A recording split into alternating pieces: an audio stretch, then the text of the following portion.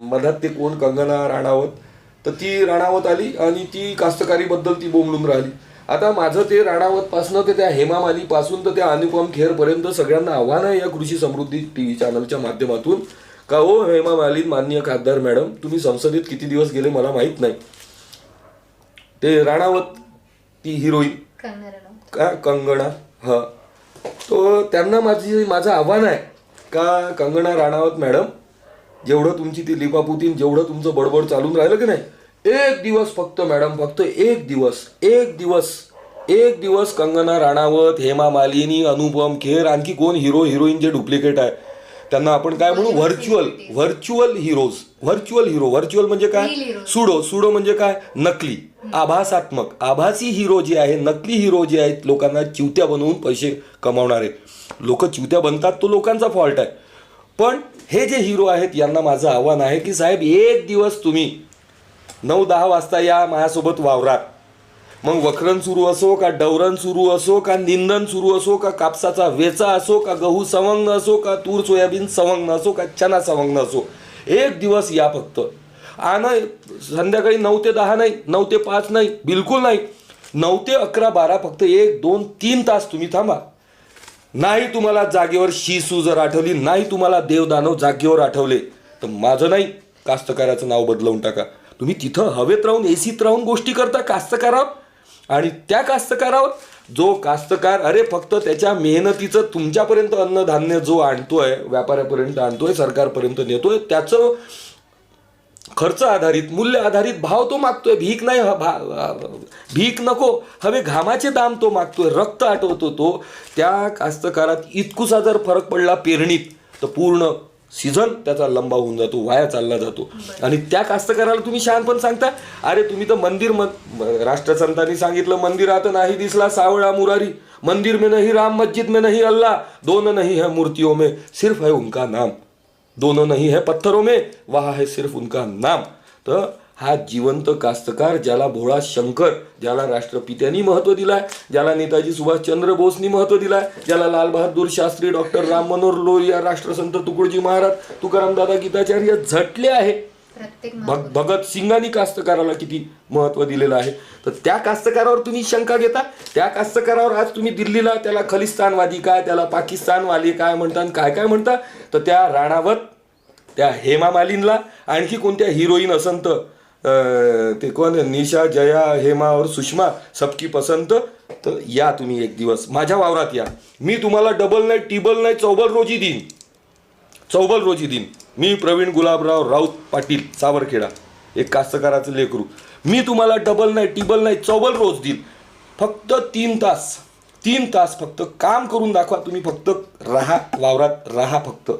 बरं नसन काम होत तर फक्त जे काम करणारे मजूर आहेत त्याच्यासोबत फक्त फिरा, है ना. कोणी केंद्रीय मंत्री, त्या आमच्या आता चांगली तब्येत बनली छान, हां, त्या आमच्या मंत्री बाई, त्या कोण, स्मृती, आता त्या लोकांच्या विस्मृतीत जात आहे. पण त्या स्मृती, त्यांना भ्रंश झाला असेल, त्या स्मृती इराणी, हेमा मालिनी, आणखी कोण कोण आहे त्या. तर या हिरोईनींनी एक दिवस फक्त आमच्या बांधावर यावं, आणि मग त्यांना शेती वगैरे काय ते समजेल, मग त्यांनी शेतीवर बोलायला काही हरकत नाही. तर उंटावरून तुम्ही शेळ्या हाकताना त्या कास्तकाराला शहाणपण सांगता. साहेब मॅडम, कास्तकार बघा हा एकमेव असा जीव आहे, हा या भूतलावरचा. तुम्हाला तो अन्नाचा भाव मागतो, अन्नाचं मूल्य मागतो, जेवढं ते अन्न असेल, जेवढा त्याचा रेट असेल धान्याचा. पण हे सगळं करत असताना त्याच्या वावरात किडे हजारो, मोजतही नाही तो. त्याच्या वावरात जीव, त्याच्या वावरात जंतू, त्याच्या वावरात जंगली पशु वेगळे, गावातले लोक ते घेऊन जातात, चना किंवा कुठलंही साहित्य असो ते वेगळं. त्याच्यानंतर जीव, जंतू, तंतू, जरिंदे, परिंदे, दरिंदे सगळे त्याच्या वावरातलं आपापल्या परीने खाऊन जातात. तो कधी कोणाला हिशोब मागतो? सरकारला तो विचारतो कधी? सांगतो, मांडतो की माझ्या वावरात हजारो पक्ष्यांनी, मिठूंनी, हजारो बंदरांनी, शेकडो रोहींनी, शेकडो यांनी एवढं खाल्लं, मला ते त्यांनी जेवढं खाल्लं त्याचे पैसे द्या, असं कधी मागतो? अरे तर हे निसर्गाला बॅलेन्स करण्याचं काम तो शेतकरी करतो. बघा आज संपूर्ण AC, प्रत्येक गाडी AC वापरल्या जाते. फ्रीजमध्ये AC वापरल्या जातो, म्हणजे ती कंडिशनर. तो CF म्हणजे क्लोरो फ्लोरो कार्बन, सगळ्यात घातक वायू. तुम्ही वापरता शहरात मंत्रालयात भरून, दिल्लीच्या मंत्रालयात भरून एसीच्या गाड्या तुम्ही चालून राहिले, म्हणजे तो आपला रक्त आटवतो. किडे माकुडे, जीव जंतू, शिव तंतू, फ्लोरा फौना, काय काय म्हणतात त्याला, निसर्ग म्हणतात, काय म्हणतात, जे काही म्हणतात, पण वाचवण्याचं काम तो कास्तकार करतो. कुठेही हिशोब तो मागत नाही साहेब, की मी एवढ्या किड्या माकुड्यांना, एवढ्या जीवजंतूंना, एवढ्या उंदरांना, एवढ्या सशांना, एवढ्या रोहींना, एवढ्या डुकरांना खाऊ घातलं, माझं त्याचं बिल काढा म्हणून. कधीच मागत नाही. तो जेवढा काही माल उरला तेवढा तो सरकार समक्ष, व्यापाऱ्यांसमक्ष नेतो आणि त्याचा तो भाव मागतो. पण आजपर्यंत कोणत्याही सरकारने त्याची ती मागणी जी आहे मूल्य आधारित ती पूर्ण केलेली नाही. तर ही व्यथा आहे. ही व्यथा म्हणजे मी जेव्हा शेतात, आणि जेव्हा सोयाबीन, ते पाऊस खूप झाला होता मागच्या वेळेस, आणि सोयाबीन जेव्हा पूर्ण चाललं गेलं, तर मी स्वतः वडील गेल्यानंतर, आम्ही ते नागरिक आहोत देशाचे की आमचे वडील गेल्यानंतर सुद्धा माझ्या डीपी चेंज नाही झाला. जो तिरंगा होता तो तिरंगाच राहिला. तर त्याच्यामुळे आमच्यासारख्या शेतकऱ्याला आमच्या वाडवडिलांनी तेच केलं, आम्ही तेच करतोय. पण यात हा बदल न करवता अशी दिशाभूल षडयंत्रांनी केल्या जात आहे. याची म्हणजे मला फार दुःख आणि खूपच व्यथा आहे. ती व्यथा मी व्यक्त करतोय. तर कास्तकार जे काही चांगलं करतोय, देशासाठी करतोय, जगासाठी करतोय, विश्वाच्या कल्याणासाठी करतोय, हे कोणीच कुठे गृहीत धरत नाही. हा हिशोब कोणीच धरत नाही. आणि आता शहरातला माणूस बघा, एक इलेक्ट्रिशियन बघा, मैं वहाँ से यहाँ आया, मैं फ्री कोणताही टेक्निकल इंजिनियर बघा, मी तिथून इथे आलो, सॉफ्टवेअरला इंजिनियर बघा, लेक्चर बघा, वकील बघा, डॉक्टर बघा, तो प्रत्येक गोष्टीचे पैसे घेतो. मग कास्तकार हे एवढ्या जीवजंतूंना, सृष्टीला सांभाळतो, त्याचा हिशोब तो कोणाला मागितला त्यांनी? तुम्ही बघितलं कधी की मग बा किड्या माकुड्यांना, पक्षींना मी चारलं एवढं धनधान्य, तर तुम्ही मला त्याचा खर्च द्या? कधीच नाही. तर म्हणूनच तो या गाव हा विश्वाचा नकाशा, गाव भंगता येईल अवदशा. गाव हा सर्व विश्वाचा नकाशा आणि गाव भंगता येईल अवदशा. म्हणून गाव सक्षम तर देश सक्षम. गावात सक्षम म्हणजे काय? गाव म्हणजे माती गोट्याचं गाव सक्षम? बिलकुलच नाही. गाव सक्षम म्हणजे हा कास्तकार, ग्रामनाथ सक्षम, तर संपूर्ण देश. त्या सगळ्यात जास्त एम्प्लॉयमेंट आज रोजगारमुळे सगळीकडे समस्या भयानक आहे. रोजगाराची समस्या सध्या खूप मोठं उग्र रूप धारण करणार आहे. आणि त्या समस्येकडनं वीज, पाणी, आरोग्य, शिक्षा व कास्तकार शेती या समस्येकडनं लक्ष विकेंद्रित करण्यासाठीच हे राजकारण आणि हा ओहपोह केला जात आहे. तर अशी अवस्था आहे. तर हा विषय जो आहे, कायदे जे पारित करण्यात आलेले आहेत, तर तुमच्या माहितीसाठी हे कायदेच व्यापार, वाणिज्य, ट्रेड अँड कॉमर्स विषयाचे आहे. आणि दुसरी गोष्ट, हे जे केंद्र सरकार मोठा म्हणजे गाजावाजा करत आहे, तर मला एक गोष्ट सांगा, कृषी हा विषय जो आहे, कृषी हा जो विषय आहे, संविधानातल्या तरतुदीनुसार कृषी हा विषय राज्य सरकारचा आहे. मग राज्य सरकारचा तो विषय असताना केंद्र सरकार राज्य सरकारची कोऑर्डिनेशन करून त्या कायद्यात रूपांतर, त्या कायद्यात डेव्हलपमेंट, मूल्य आधारित भाव, खर्च आधारित भाव देण्याचा विचार सोडून त्याची ही दिशाभूल करतोय. आणि त्याच्यात पुन्हा आपलेच कोणी 4-5 माणसं टाकून देतो, पाकिस्तान जिंदाबाद, मुर्दाबाद, अमकं ढमकं. अरे ह्या केंद्र सरकारला खूपच हे म्हणजे पाकिस्तानचे हे लवर गिवर आहेत का, जुन्या जन्मातले वगैरे? का येऊन जाऊन काही झालं, मंदिर मस्जिद असलं पाकिस्तान, इलेक्ट्रिकचा प्रश्न असला पाकिस्तान, काही 2 गटाचं भांडण झालं तर पाकिस्तान. अरे तर तुम्ही बाबा, हे केंद्र सरकारला, केंद्रातल्या लोकप्रतिनिधींना माझी विनंती आहे की साहेब, तुम्ही हे पाकिस्तानचं प्रेम सोडा. तुम्ही पाकिस्तानचे नाही हो, तुम्ही पाकिस्तानचे तुम्ही मंत्री, कलंत्री, जंत्री, संत्री नाही आहात. तुम्ही भारत देशाचे लोकप्रतिनिधी, लोकसेवक म्हणजे नौकर आहात या देशाचे. तर याच देशाची राहस आहे, याच देशाची कशाला पाकिस्तान काही म्हणजे चिवत्या समजता तुम्ही कास्तकारांना? बिलकुल नाही, चुकीची धारणा आहे. याचाच अर्थ कोणीतरी षडयंत्र करतोय. मूळ विषयापासून लक्ष विकेंद्रित करण्यासाठी त्या देशाला सांगता तुम्ही WHO. अरे WHO तो आत्ता सांगून राहिली 20-25 वर्षापासून आमच्या खेड्यात चला, तुम्हाला ही सगळी सिस्टम आधीच दिसेल. मॅडम बघा, तुमच्या माहितीसाठी, आधी जे खेड्यातलं झोपडं राहायचं त्याला शेणा मातीनी सारवण असायचं.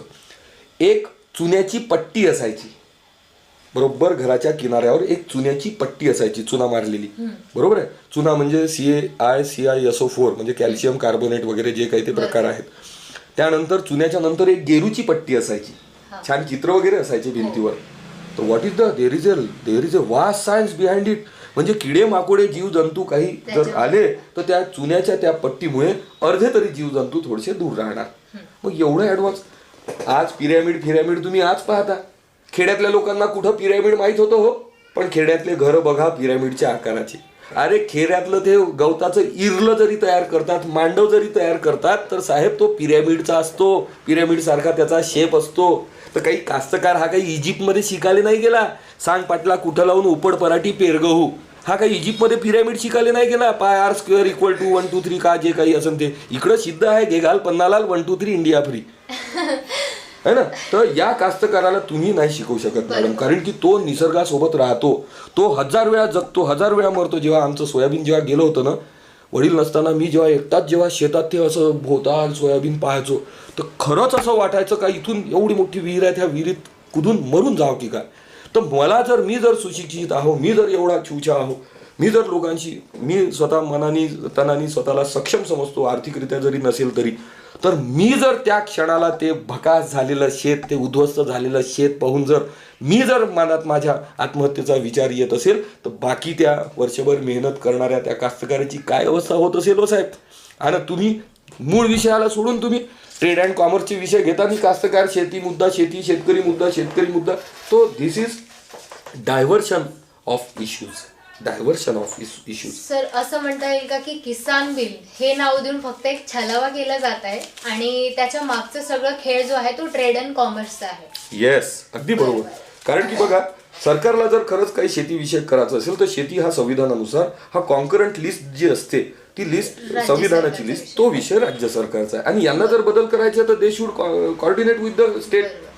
आणि सगळ्याच, फक्त महाराष्ट्र सरकार म्हणून नाही, सगळ्यांशी त्यांनी कॉर्डिनेट करावं आणि डेव्हलप करावं. कारण प्रत्येक राज्याच्या शेतीची परिस्थिती वेगळी आहे. भौगोलिक परिस्थिती वेगळी, भौगोलिक म्हणावं, आर्थिक वेगळी, सामाजिक परिस्थिती वेगळी. आता वाळवंटात जे पीक घ्यायचं, राजस्थानमध्ये पीक घ्यायचं, ते तुम्ही इकडे नाही घेऊ शकत. काश्मीरमध्ये जे पीक घ्यायचं ते पश्चिम महाराष्ट्रातलं नाही घेऊ शकत. तर म्हणूनच तो राज्याचा विषय ठेवला आहे. संविधान निर्माते किंवा संविधानावर विचार मंथन करून ज्या बाबासाहेबांनी आणि इतर त्यांच्या सहकार्यांनी हे सगळी प्रक्रिया केली. It's not a joke madam.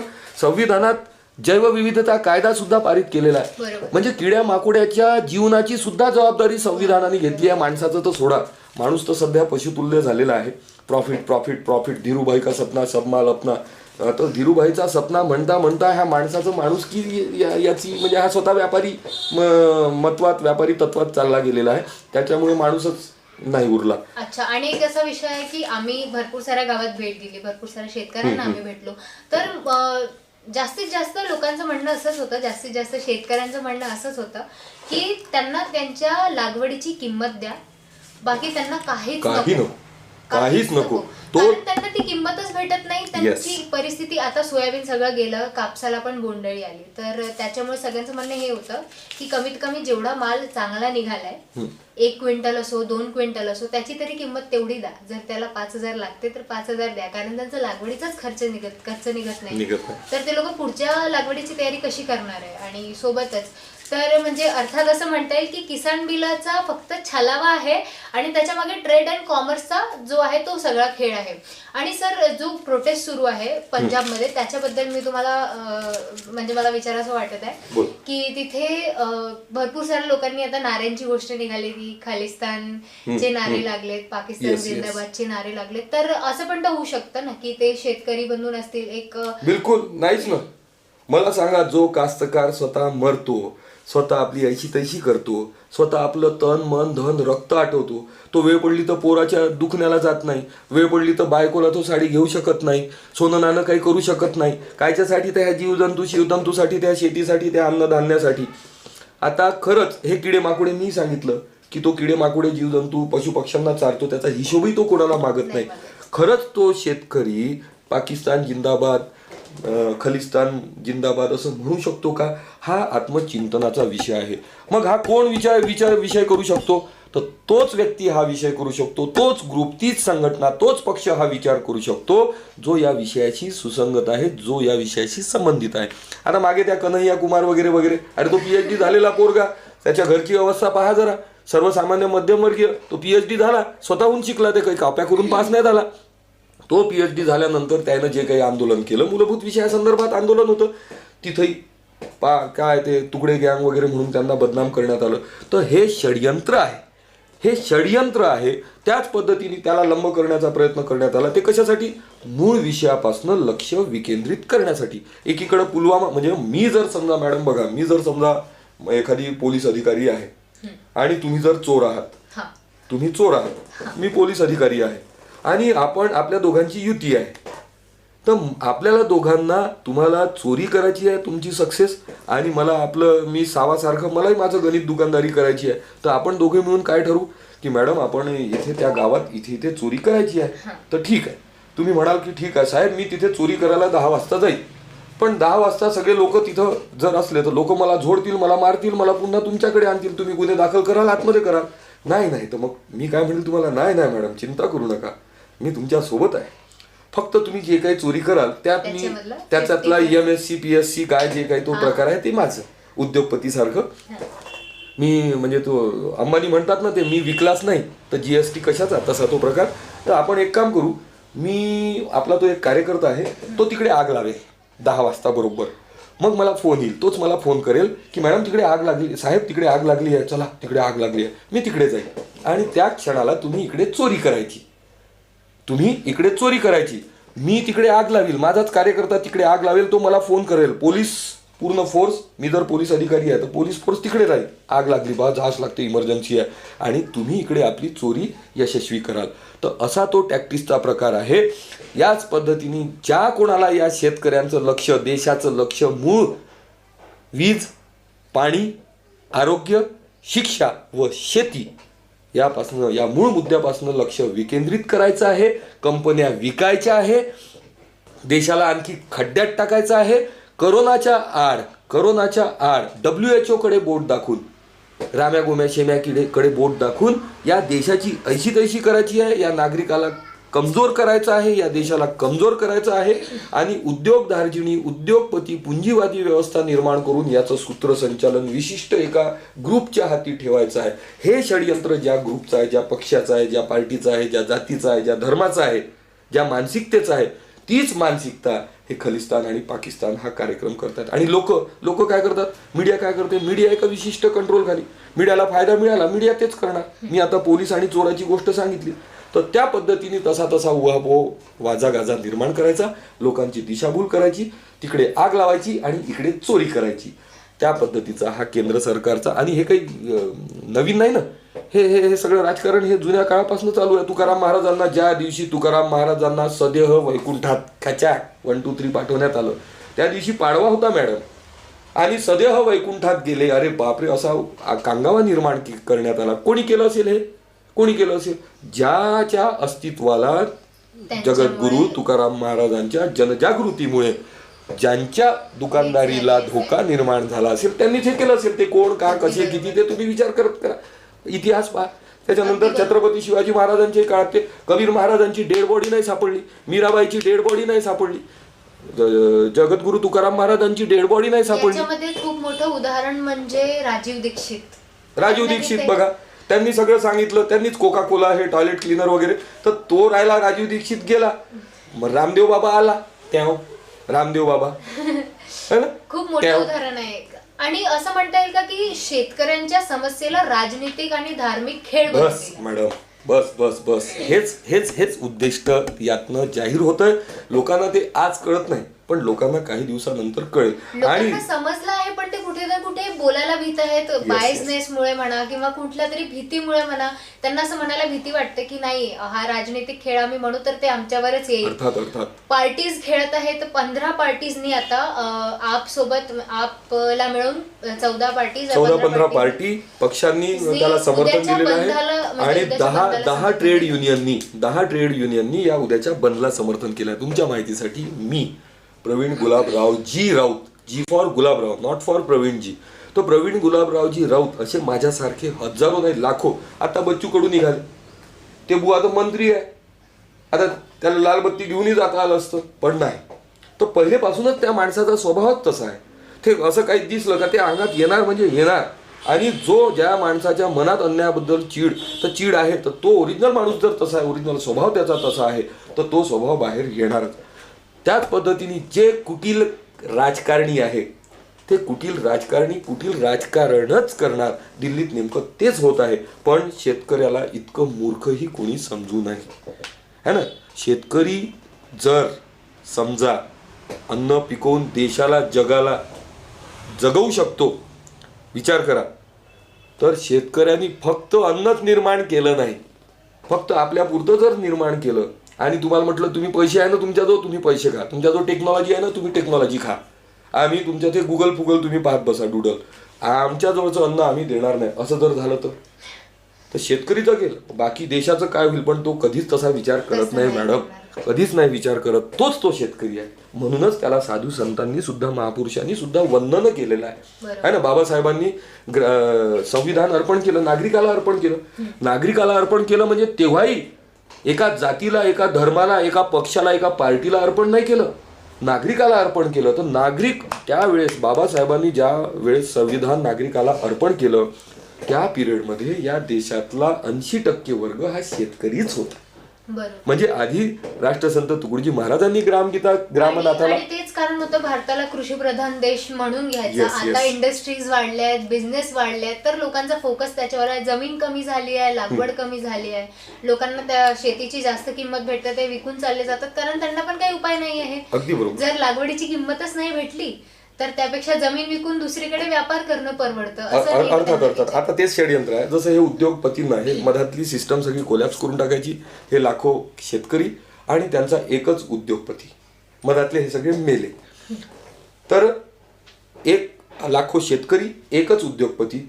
हा उद्योगपती कोणत्या तरी पक्षाच्या, कोणत्या तरी नेत्याच्या संपर्कात किंवा त्याच्या अंडर अरेस्ट, अशी ही म्हणजे हा उद्योगपती त्या नेत्याच्या अंडर अरेस्ट आणि हे कास्तकार त्या उद्योगपत्याच्या अंडर अरेस्ट. म्हणजे इनडायरेक्टली हे कास्तकार त्या नेत्याच्या अंडर अरेस्ट, गुलामीकडे वाटचाल. आणि गुलामी किंवा शेतकरी तर तो असा विषय आहे, अरे तो तर नुसत्या आभाळाकडे पाहतो तर सांगून देतो वारा धुवून येणार आहे की नाही, पाऊस कसा पडणार आहे, किडे माकुडे कोणते येणार ते त्याला पहिलेच कळतं.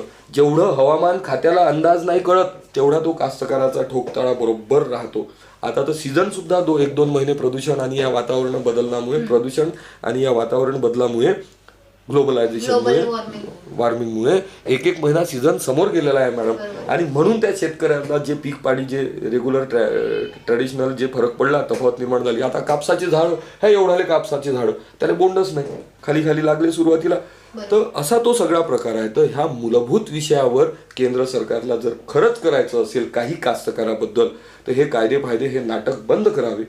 हे नोटबंदीसारखे नाटक, नौटंकी केंद्र सरकारने बंद करावी आणि मूळ विषयावर यावं. मूळ विषय आहे भीक नको हवे घामाचे दाम.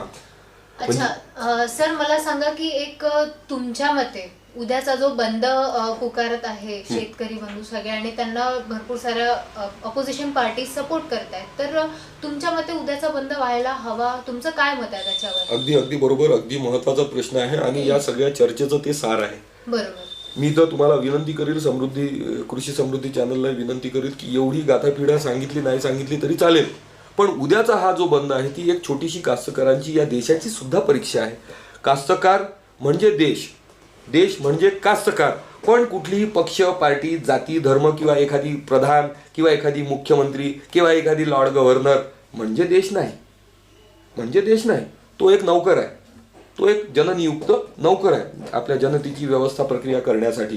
त्याच्यामुळे तो एक नौकर म्हणजे he is not owner is कास्तकार, ओनर इज नागरिक. तर जे काही शेती व्यतिरिक्त प्रत्यक्ष अप्रत्यक्षात सगळेच लोक शेतीशी, अन्नाशी, अन्न हे पूर्ण ब्रह्म जर आहे, तर हा खरा ब्रह्म आहे कास्तकार. तर या कास्तकारांनी जर ते आंदोलन केलेलं आहे, तर कास्तकार जगला तर देश जगेल, कास्तकार सुरक्षित राहिला तर देश सुरक्षित राहील. लक्षात घ्या, आज अन्न हे सगळं पॉयझनस झालेलं आहे. पॉयझनस कास्तकारांनी नाही केलं, उद्योगपत्यांनी केलेलं आहे. राजकीय नेत्यांनी त्या उद्योगपत्याला प्रोत्साहित केलं आणि त्या उद्योगपत्यांनी त्यांच्या प्रॉफिटसाठी, त्यांच्या प्रॉफिटच्या हवस पूर्ततेसाठी सगळ्यांच्या अन्नात जहर मिक्स केलेलं आहे. तर आता म्हणून माझं सगळ्या नागरिकांना आव्हान आहे की तुम्ही जे कोणी आहात, अन्न खातात ना, बस विषय समाप्त. जो कोणी अन्न खात असेल त्यांनी आपली बुद्धी सध्या मग वाटल्यास तुम्ही बिल गेट सोबत कॉम्पिटिशन करा, तुम्ही आणखी ते आपल्या कोणते वडाळे सर, दिसले सर आहे आपले भारतीय, दिसले सर, आता त्यांना आंतरराष्ट्रीय पुरस्कार मिळाला. नाहीच काही पटले तर आमचे कराळे सरांना आम्ही बोलवून टाकू, नितेश कराळे सर. हा, ते तुम्हाला बाकीचं कायदा वगैरे ते बाकीचं सगळं कास्तकार त्या आपल्या सोप्या शब्दात सांगून देतील. पण उद्याचा जो बंद आहे, तुमच्या माहितीसाठी उद्याचा जो बंद आहे, आत्ताच माझ्या याच्यात ते पत्र होते. आम्ही कळमना मार्केट, आशियातलं सगळ्यात मोठं मार्केट इथे कळमना मार्केट आहे. आम्ही अनाज मार्केट, फ्रूट मार्केट असोसिएशन, अनाज मार्केट, हे जे अडतीया लोकांचं असोसिएशन आहे त्यांच्याशी आम्ही चर्चा केली. त्यांनी सुद्धा एका क्षणाचाही विचार न करता जाहीर म्हणजे आपली मानसिकता विशद केली की आम्ही कास्तकारांसोबत आहोत. विषय समाप्त. मग तो दिल्लीचा राहू की आणखी सावरखेड्यातला राहू. याच पद्धतीने जर नागरिकांनी सुद्धा विचार करावा. कास्तकार हा कधीच देशाच्या विरोधात नव्हता, मात्र पक्ष, पार्टी, जाती, धर्म किंवा एखादी राजनैतिक आकांक्षा असलेला नेता स्वतःच्या स्वार्थासाठी मात्र देशासोबत धोका करू शकतो, हे देशाने हजारो वेळा अनुभवलेलं आहे. त्यामुळे कास्तकाराच्या विरोधात जाणे हे देशाच्या विरोधात जाणे आहे. त्यामुळे कास्तकाराच्या आंदोलनाची दिशा दशा लक्षात घेता, कास्तकार मेला तर देश मरेल, कास्तकार जगला तर देश जगेल, या जाणीवेपोटी सगळ्याच नागरिकांनी, मग ते प्रत्यक्षात कास्तकार असो किंवा नसो, पण अन्न खातात ना, म्हणजे कास्तकाराशी संबंधित आहे, अशा सगळ्यांनी, सगळ्या संघटनांनी, किसान बचाव आंदोलन, भाऊ जामूनराव धोटे विचार मंच, आमच्या सगळ्या विदर्भवादी संघटना, महाराष्ट्रातल्या सामाजिक इतर संघटना, त्यांनी या कास्तकाराच्या उद्या बंदला समर्थन द्यावं. गैरकायदेशीर कोणी जर काही प्रयत्न करत असेल, कोणी स्वतःहून पाकिस्तान खलिस्तान जिंदाबाद म्हणत असेल, तर तो कोणत्या जातीचा, कोणत्या मातीचा, ते नागरिकांनी ओळखून त्याला बाजूला काढून देत दान सुटे ग्रहण, तर त्याला ओळखून घ्यायचं, त्याला बाजूला करून टाकायचं, त्याची ट्रीटमेंट करून टाकायची. करोना आला, करोना गेला. तर या पद्धतीने मात्र कास्तकार हा या देशाचा मूळ कणा आहे, स्पायनल कॉर्ड आहे. स्पायनल कॉर्ड जर नसला तर माणूस उभा राहू शकतो का? तो असा. त्याच्यामुळे या देशाची अर्थव्यवस्था सांभाळणारा, या देशाची संस्कृती सांभाळणारा, या देशातलं आध्यात्मिक तत्व, ज्ञान तत्व सांभाळणारा जो कास्तकार आहे, जो स्वतः सांग पाटला कुठं लावू उपड पराठी पेरगऊ आहे, पण त्याच्या हृदयातली जी भावना आहे ती विश्वाला, ती जगाला, सगळ्यांना, सगळ्या जीवजंतू शिवतंतूला वृद्धिंगत करणारी, मजबूती देणारी ती भावना आहे. म्हणून सगळ्या नागरिकांना मी एक कास्तकाराचं पोरग म्हणून, कोणत्या एखाद्या संवैधानिक पदाधिकारी म्हणून नाही, एक सर्वसामान्य मध्यमवर्गीय कास्तकाराचं पोरग म्हणून मी आवाहन करतो सगळ्यांना की सगळ्या ज्या संघटना असेल त्यांनी सत्याच्या बाजूनी उभं राहावं. सत्य म्हणजे शेती, शेती म्हणजे शिव, शिव म्हणजे कास्तकार, शंकर भोळा. तर एवढीच मी या समृद्धी चॅनल, कृषी समृद्धी चॅनलच्या माध्यमातून मी विनंती करतो की पथ्य पाळा. राजनैतिक पथ्य, राजनैतिक दुष्कृत्य, राजनैतिक मानसिकता, प्रॉफिट मानसिकता, हे पथ्य पाळा आणि बिमारी घात टाळा. जय किसान, जय जवान. मी आधी जय किसान म्हटलेलं आहे. याचा अर्थ काय? तर त्या मिलिटरीच्या जवानाला कमीत कमी मानधन तरी मिळतं. आज हे सगळे आरक्षण फारक्षणावर छुलेरे किलोंड्या लावून दिल्या जात आहे. आरक्षण इकडं, आरक्षण तिकडं. अरे आरक्षण मग पाहत बसू माझ्या सोबत्यांनो, माझ्या मित्रांनो, माझ्या भावंडांनो, आरक्षण कुठं जाईन नाही मग पाहत बसू ना आरामात. त्याचा हिशोब करू. संवैधानिक विषय आहे ना, त्याचा हिशोब करू. पहिले स्वतःचं रक्षण तर करा. अरे हड्डी है तो गोश आ जाएगा, जान सलामत तो पगडी 50. अरे तुम्ही जिवंतच नाही राहिले तर कायचं आरक्षण, कायचा देश, कायचं विश्व. अगदी बरोबर. तर म्हणून स्वतःच्या रक्षणासाठी वीज, पाणी, आरोग्य, शिक्षा आणि सगळ्यात महत्वाचं शेती. तर म्हणून या विषयाकडे सगळ्यांनी जाणीवपूर्वक लक्ष द्यावं. जागरूकपणे या शेतकऱ्याच्या आंदोलनाला, म्हणजे स्वतःच्या, म्हणजे देशाच्या आंदोलनाला 1, 2, 3 करावं.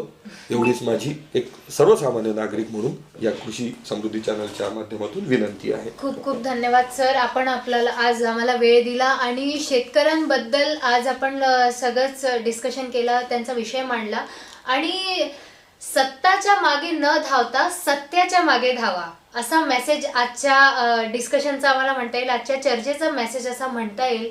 आणि अशाच चर्चा बघण्यासाठी, अशाच महत्त्वाच्या विषयांवर चर्चा बघण्यासाठी पाहत रहा कृषी समृद्धी TV, न्यायासाठी खंबीर व्यासपीठ.